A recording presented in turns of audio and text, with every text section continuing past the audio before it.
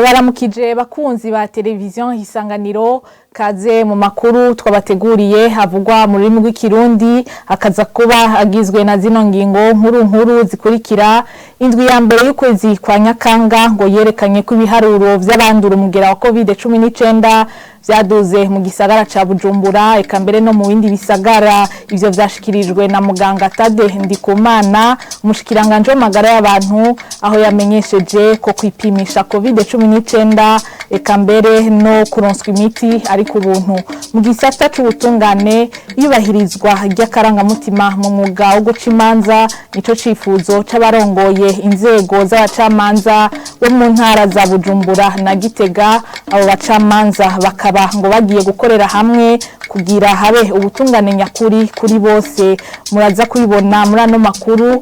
Mu gisata c'imigenderanire hatangujwe kuri uyu wa kane ibikorwa vyo kubaka mu buhinga bwa none ikivugo ca Bujumbura mu gisagara ca Bujumbura. Umukuru w'igihugu akaba yasavye abo bafashanya mu migambi y'iterambere guterera mu kubaka n'izindi nyubakwa zitumbereye kuri ico kivuko ca Bujumbura. Umwanya muto nido ryano makuru.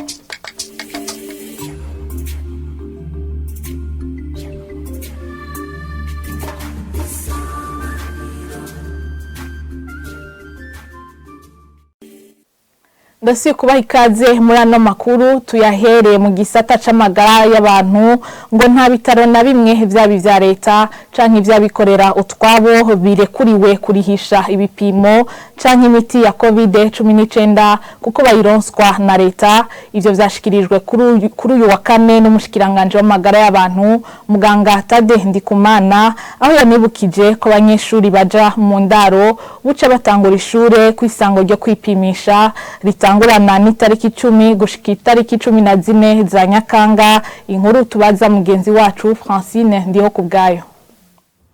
Twihweje ukurandagata kukiza ca coronavirus muri iki gihe bifise inkomoko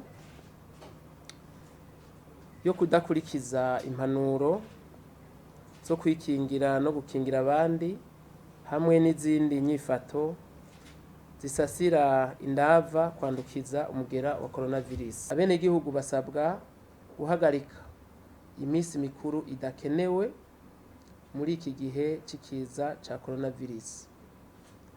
Bibaye nkenerwa naho abatunganije urubanza basabwa kuraba ko abatumire babo bicaye bahana umwanya canke bambaye agafukamunwa aho bikenewe. Abantu bapimwe umugera wa coronavirus basabwa kuguma ahantu habonyene mu mihani wabo bagafata imiti neza bakongera bakaja kwisuzumisha kugira bamenye ko bakize. Abajeje intwaro ku mitumba no mu makaritiye bafashijwe n'abamesha kiyago basabwe kugenzura ko abo bantu banduye bakurikiza impanuro. Ubushikiranganje bwo kubungabunga amagara y'abantu no kurwanya sida buribukije kandi abene gihugu ko coronavirus ipimwa ku buntu haba mu bitaro vya leta canke ivy'abigenga eka mbere naho hose hatunganijwe kugira ngo gupima abene gihugu bigende neza. Ari naco gituma dusubiye kwibutsa abarongoye ibitaro vyabi vya leta canke ivy'abigenga ko kizira kurihisha imiti ibikoresho canke ivyo vyose bahawe na leta kugira ngo batunganirize abene gihugu. Ku banyeshure baja mu ndaro abigisha babo hamwe n'abakora ibikorwa vyo mu mashure y'indaro hategekanijwe kuri bo isekeza ryo kubapima bose kuva ku igenekerezo rya 10 gushika irya 14 Nyakanga 2021. Naho twavuze ko ibiharuro vyaduze mu gisagara ca Bujumbura no mu bindi bisagara vyo mu gihugu hagati, ibiharuro vy'abantu bandura mu gihugu cose biracari munsi ibice 5% mu bantu bipimisha. Kandi turashima ko urugero rw'abakira rurenga 97%. Akaba yari muganga Tade Ndikumana umushikiranganje w'amagara y'abantu. Ano makuru reka tuyabandanirize mu gisata c'ubutungane aho inzego z'abacamanza z'Ibujumbura na Gitega zigiye kuza zirakorera hamwe kugira zifashe ko hoba ubutungane nyakuri kuri bose. Mu kiganiro abarongoye izo nzego zibiri bahaye abamenyesha makuru mu gihe buca hugururwa umwaka w'ubutungane wa 2021 ushira wa 2022 bashikirije ko bipfuza ko hatosubira kuba ihonyangwa ry'akarangamutima mu mwuga wabo. Inkuru tubaza Oba niyo nkuru. Izo nzego zibiri z'abashingwamanza urw'Ibujumbura hamwe n'urw'Igitega ngo bagiye gushira hamwe inguvu kugira batuze ihonyangwa ry'akarangamutima karanga bamwe mu bakora uwo mwuga. Abarongoye izo nzego bashikirije ko bagiye kugwanya ikijanye n'abantu biyita ko bari muri izo nzego kandi atazo barimwo. Izi tubona umuntu akatwa ikibara akabura impunzi akagenda mu mushinga w'amanzi bagiye kubura akagira ibitagi wamubaza uti mbega wowe wumvise avuga ibitaroranye umwuga w'abashingamanzi ziwe uwo mushika urwego rubu amubwira ko uruw'igitega abwira ko ari uw'ubutunzi. Rero niko kwimba ngo tuje hamwe kugira ngo dutuze ako kabi kabishe k'abantu baza guhenda no kwiba n'igihugu bavuga ngo abashingwamanza n'ahatari. Nayo kubw'urongoye urwego rw'abashingwamanza b'Ibujumbura ngo akagohe umukuru w'igihugu yateye abacamanza ngo basanze kanerekeye abashingwamanza kuko nabo hari ivyo bakwiye gukosora. Umukuru w'igihugu mu gihe ateye akamo abacamanza n'abashikirizamanza n'abashingwamanza natwe tumva ko ako kamo katuraba kuko natwe turimo mu bagira ico bakora mu butungane karanaturaba kuko bishoboke kandi uko bivuga mu Kirundi tamunga buri sato bidahizwe bishoboke ko no mu bashingwamanza aho harimo abafasha muri iryo tangwa canke iryo ry'ibiturire canke mu gushikiza amategeko atameze neza canke ahinyitse mu gihe umuntu adafise ubumenyi abishikiriza abacamanza. Rero twarumvise natwe ko ako kamo katuraba. Urwego rw'abashingwamanza b'Ibujumbura rumaze imyaka 71 rukora, nayo urwego rw'abashingwamanza b'Igitega rukaba rumaze imyaka 11. Tugushimire Obani yo nkuru kuri iyo nkuru wadutohoreje. Mu gisata c'imigenderanire umukuru w'igihugu Evariste Ndayishimiye asaba abo bafashanya mu migambi y'iterambere gufasha mu kubaka inyubakwa zo ku kivuko ca Bujumbura. Ivyo yabishikirije kuri wa kane aho hatanguzwa ibikorwa vy'umugambi wo kubaka kijambere ikivuko ca Bujumbura. Userukira igihugu c'Ubuyapani mu Burundi akaba yavuze ko gusanura ico kivuko ari igikorwa gikuru bafashanya n'u Burundi. Jean de Dieu Irakoze.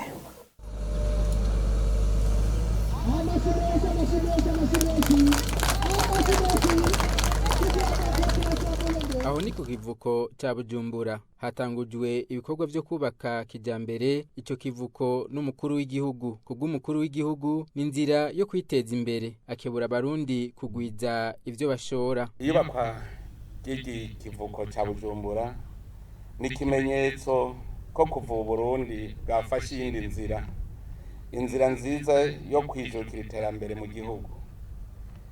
Ikivuko rero nikitubereye akaryo umwe wese yifatira ingingo tuje ku bikorwa ntihagire n'umwe asigara inyuma. Murabona ko inzira tuzocishamwo ibidandazwa bivuye mu mwimbu wacu canke ivyo dukeneye biva hanze zitanguye kuguruka. Ntituze tubone turabaguzi gusa ataco dushora kuko kugura vyonyene ntibiteza imbere igihugu. Kugira isoko ni kimwe ariko iyo uravye nabi usanga isoko yahuriyemwo abagura gusa atabashoye bahari. Iterambere rero rizoboneka ari uko umurundi wese ashora. Nico gituma nagomba kubasaba mwese abarundi ko umwe wese aja ku kivi kugira ngo aronke icyo ashobora.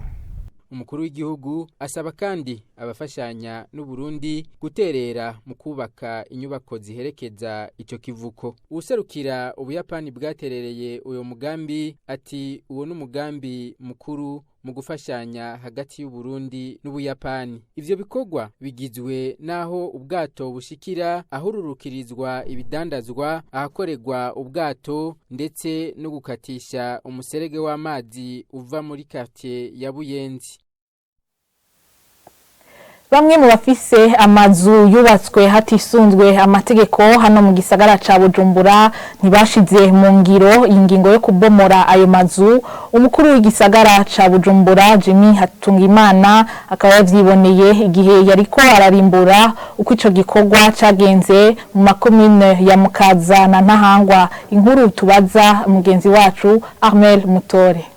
Umukuru w'igisagara ca Bujumbura yagendeye kuri uyu wa kane amakomune ya Mukaza na Ntahangwa yihweza abatubahirije ingingo yo kubomora amazu yubatswe hadakurikijwe amategeko. Urugendo rwiwe akaba yaruhereye muri quartier Asiatique muri zone ya Rohero kwibarabara riva hahoze Sine Cameo rija ku kigo ndangakaranga c'abayisilamu aho yasanze hari amazu y'ubudandarizo akiri muri iryo barabara. Ahandi yagendeye ni inzu y'ubudandarizo iri kwibarabara rica hagati muri quartier Asiatique iboneka ko yubatswe hejuru y'umugendo utwara amazi mu kiyaga ca Tanganyika. Avuye aho yahavuye agendera quartier Mutanga Sud muri zone Rohero nyene aho yasanze hari abubatse batubahirije amategeko kukuzi rubanza, abandi nabo bakubaka inzu zikomeye bahawe uruhusha mfata kibanza. Abo bose basabwe kubomorerwa ariko bakaba batari bwabikore. Yahavuye agendera quartier Mutanga Nord haruguru y'ibitaro by'abasirikare mu Kamenge naho nyene yasanze hari abubatse mu bibanza vy'amabarabara yaba amazu y'ubudandarizo canke amazu yo kubamwo. Kukonga Gihosha naho nyene yasanze hari abubatse batubahirije amategeko.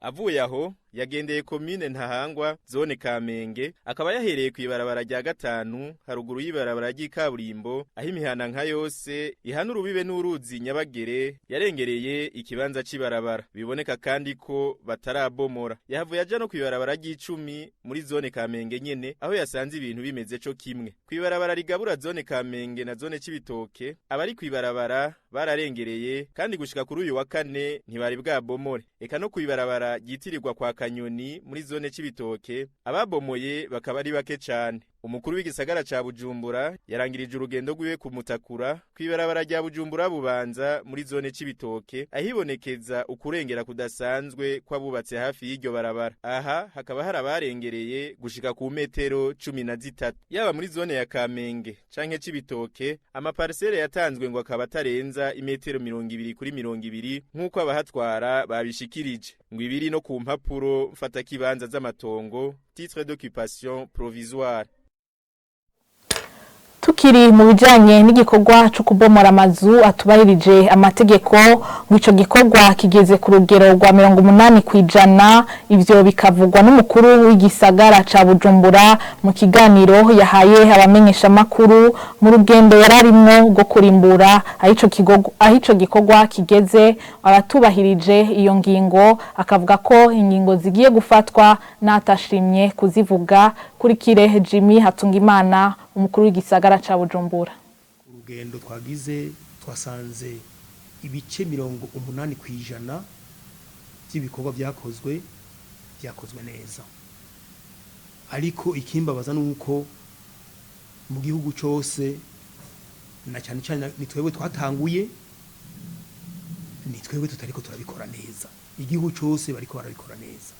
Donc haracasigaye ibice 20% kugira ngo byose bibe clarifié bibe bitunganywe neza. Ivyo bice bisigaye nimvira ko urugendo twagize ubutagwaye mu mutwe yabonye ko tutagiye tunezerewe kandi tutavuye tunezerewe. Rero raporo ndiko ndayitanga ni mwebwe ndayihaye hanyuma nabo irabashikira ko bitatunezereye ariko akamo kirazira kugarariza ntibagarariza naho garariza se leta n'umuvyeyi twarubatse mu ibarabara iratubwira ati kinjura ndekera ibarabara nta nta ndishi y'akababaro ndabasavye ni mwigigwe inyuma nk'uko bajya ba engineer babitweretse.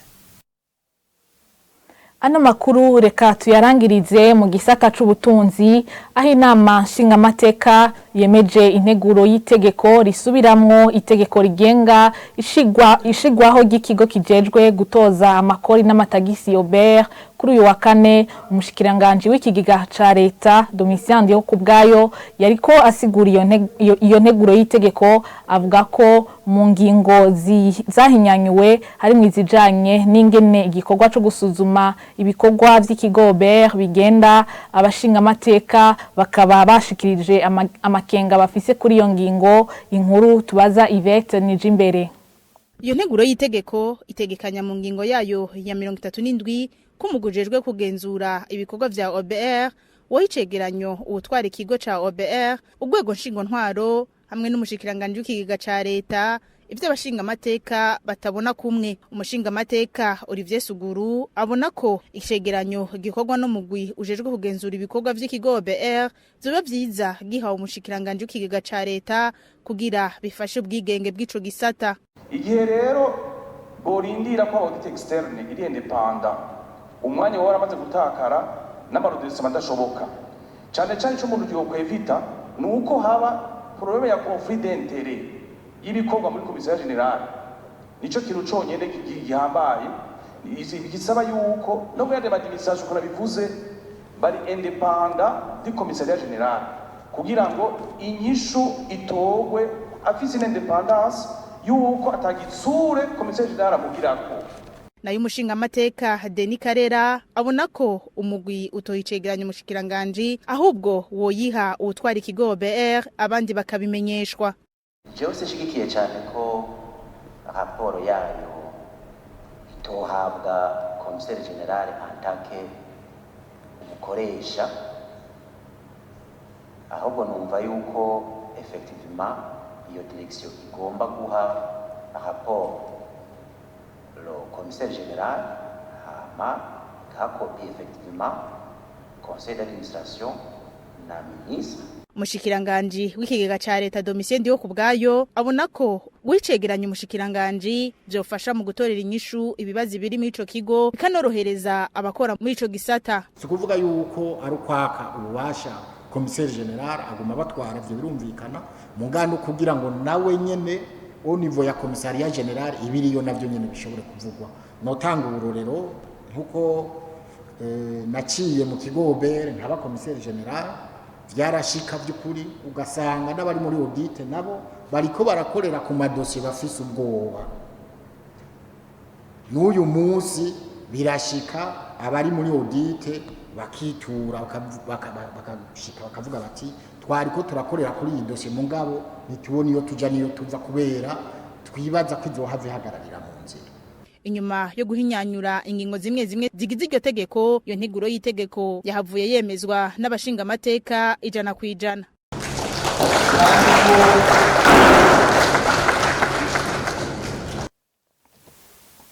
Ni hano duciye dusozera amakuru yo kuri no wa kane twari twabateguriye. Ndabashimire kubona mwabanye natwe, nshimira n'abafashije kuyategura. Mugira ibihe byiza iwanyu.